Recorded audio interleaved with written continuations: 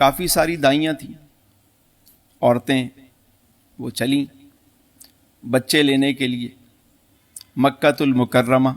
اب ان میں ایک دائی کا نام تھا دائی حلیمہ،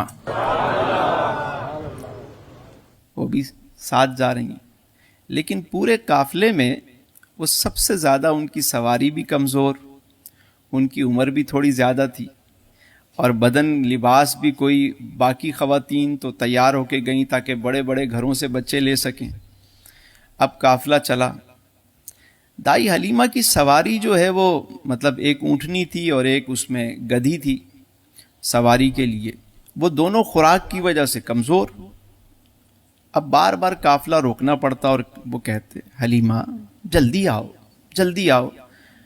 وہ سواری ایسی تھی کہ دائی حلیمہ کو بسا اوقات اتر کے، مطلب سواری بوجھ نہیں اٹھا پاتی تھی تو اتر کے اس کو لے کے چلنا پڑتا تھا، اور قافلے سے ملتی، پھر قافلے والے بڑے پریشان کہ یہ اب آ بھی گئی ہے اور گاؤں کی ہے، اب کیا کریں، اب مطلب خیر مکہ المکرمہ پہنچ گئے۔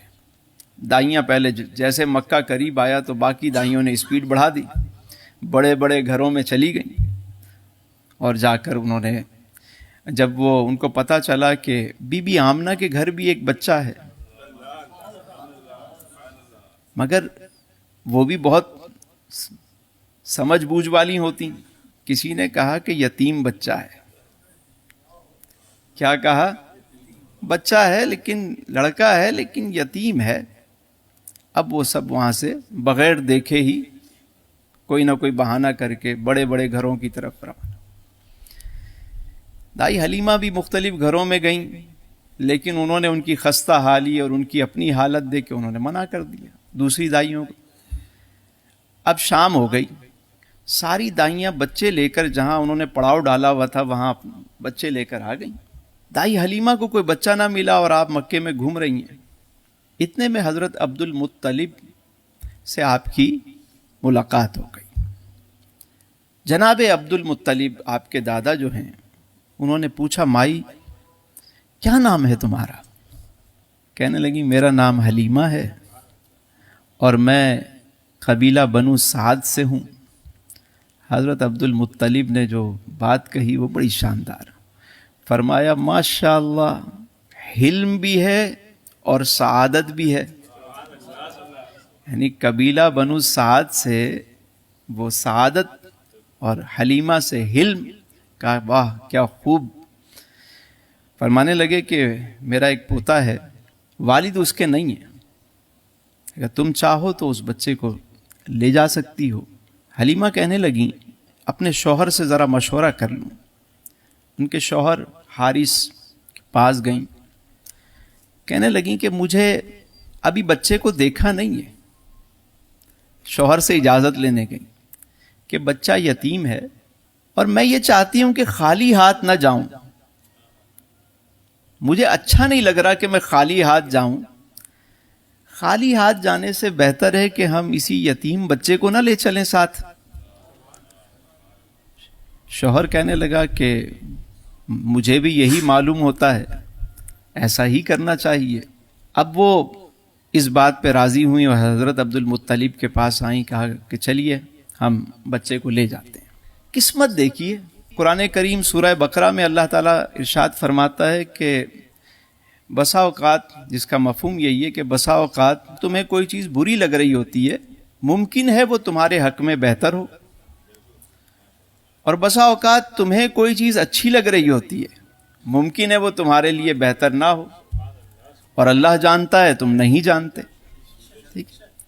اب دیکھیے، دائیاں تو یہ سمجھ رہی تھیں کہ جو مالدار گھرانے ہیں ان کا بچہ لے جائیں گے تو مال ہی مال ہوگا، مال والے مال لے گئے اور محبت والے آمینہ کے لال کو لے گئے۔ تو قسمت کے سودے ہیں نا، کسے کیا ملے، جسے چاہا اپنا بنا لیا، جسے چاہا در پہ بلا لیا۔ یہ بڑے کرم کے ہیں فیصلے، یہ بڑے نصیب کی بات ہے۔ اب دائی حلیمہ چلی، حضرت عبد المطلب لے کر گئے بی بی آمنہ کے گھر۔ حضرت بی بی آمنہ سلام اللہ علیہ نے آپ کو ویلکم کیا، اندر سلام کیا، اندر بلایا اور پھر کمرے میں لے کر گئی۔ اب دائی حلیمہ جو بیان کرتی ہیں وہ سنیے۔ کہتی ہیں جیسے ہی میں اندر گئی تو میں نے دیکھا کہ ایک بچہ جو ہے وہ ایک پنگھوڑے میں بچہ لیٹا ہوا ہے اور دودھ کی طرح سفید، خوبصورت آنکھیں، کشادہ پیشانی، کشادہ چہرہ۔ کہنے لگیں کہ جیسے ہی میری نظر پڑی تو پھر وہ نظر ہٹنے کا نام نہیں لے رہی تھی، اور پھر بے تاب ہو کے دائی حلیمہ نے میرے آقا کریم کی پیشانی کا بوسہ لے لیا، اور جیسے ہی دائی حلیمہ نے بوسہ لیا میرے سرکار نے آنکھیں کھول دی، اور آنکھیں کھول کے میرے حضور مسکرا دیے۔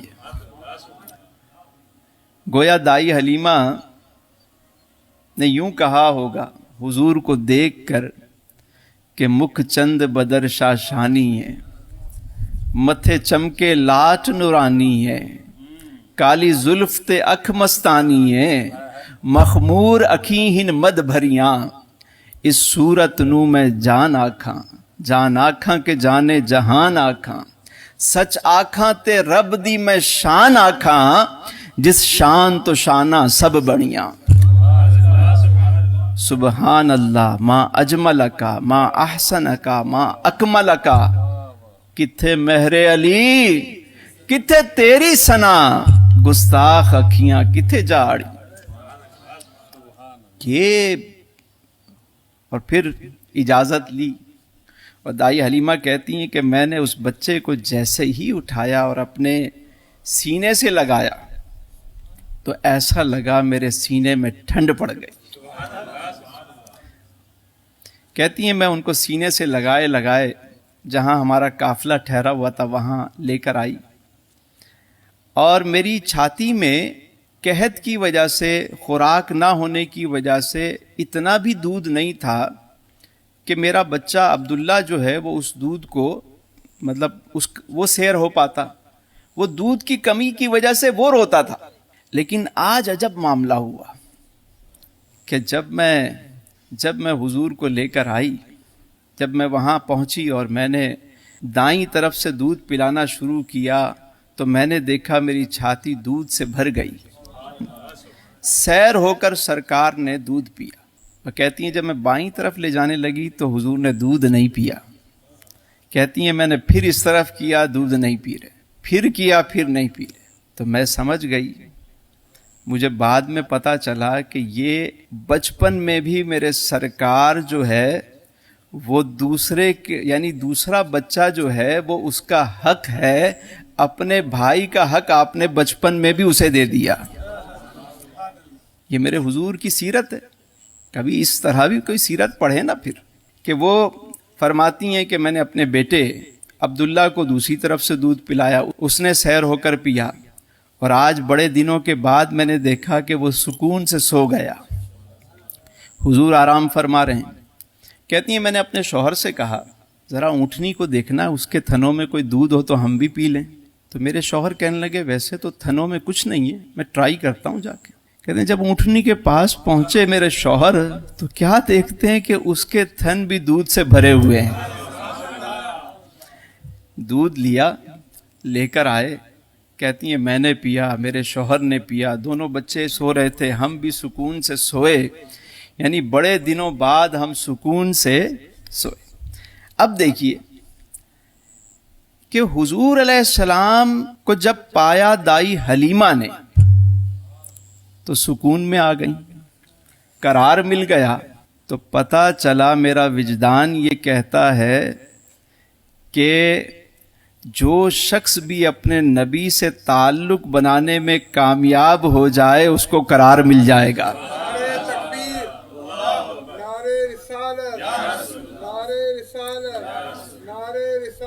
برکت مل جائے گی، رحمت ملے گی۔ تعلق بنا کے تو دیکھو، بعض لوگ کہتے ہیں ہم دین پہ چلیں گے بڑی مشکل ہوگی، دین تو بڑا مشکل ہے، حضور کی سیرت۔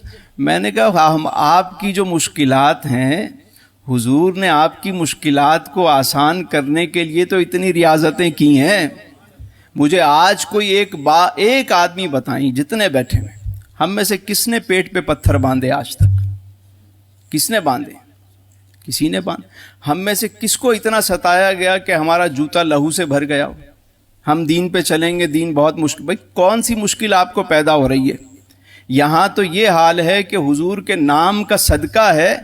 ہم جیسے جو مطلب نہ عمل ہے نہ کوئی اور چیز ہے, ہم جیسا بندہ بھی جب یہاں بیٹھتا ہے اور حضور کا نام لیتا ہے, جب پانی مانگتے ہیں لوگ دودھ لے کر آتے ہیں, ہم چنے مانگتے ہیں لوگ بادام لے کر آتے ہیں. یہ اکرام, یہ تعظیم, یہ تو صرف نام لینے کی برکت ہے. تم کبھی ان کے بن کے تو دیکھو کیسا کرم ہوتا ہے. دائی حلیمہ فرماتی ہیں کہ میں رات کو سو گئی, اب صبح اٹھی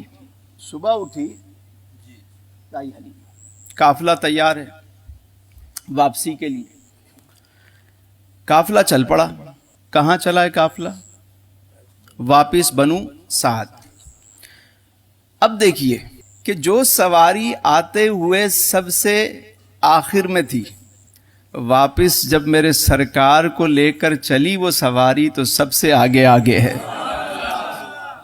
وہ داہیاں کہنے لگیں, عورتیں کہنے لگیں, سعدیہ, حلیمہ, یہ کیا ہو گیا؟ ٹھہرو ٹھہرو, دور سے آوازیں لگا رہی. ادھر سواری ہے کہ وہ جھومتے جھومتے وہ رکنے کا نام نہیں لے رہی. روکا گیا. جب قریب ساری دائیاں پہنچیں, قافلہ پہنچا, حلیمہ کیا ہو گیا؟ اتنی رفتار, کیا مکے میں تم نے جا کے سواری بدل لی؟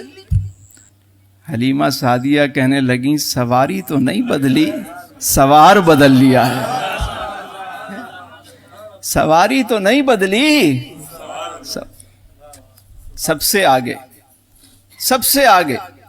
تو جس سواری پر میرے حضور سوار ہوں, وہ سواری سب سے آگے قافلے میں ہو جائے تو یہ کیسے ہو سکتا ہے کہ کوئی امت حضور کے ساتھ اپنا تعلق مضبوط کرے اور وہ دنیا میں پیچھے رہ جائے؟ کیسے ہو سکتا ہے؟ ذرا سوچئے نا.